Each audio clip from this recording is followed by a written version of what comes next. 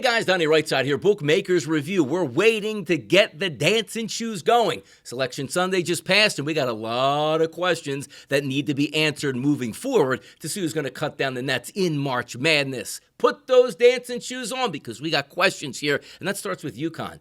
Number one overall seed in the tournament. To me, the best overall team in college basketball. But the NCAA certainly didn't treat them that way, no doubt about it. Take a look at what UConn has to go through, particularly just to get out of the region, which could be games coming up here against Auburn, games coming up against Illinois, games coming up against Iowa State. You got to be kidding me. What type of run is that for a number one overall seed? Back-to-back champions for UConn this year. Can they do it?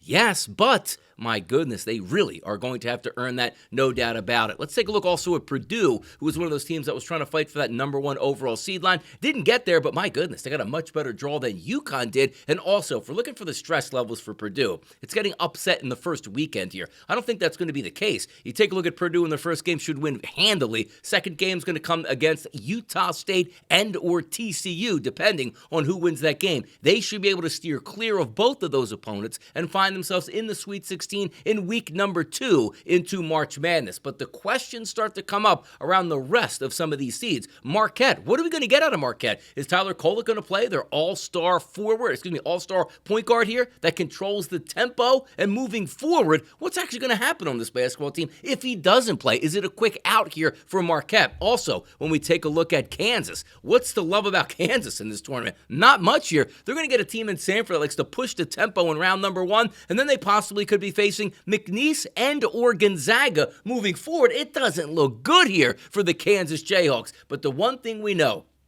upsets are going to happen.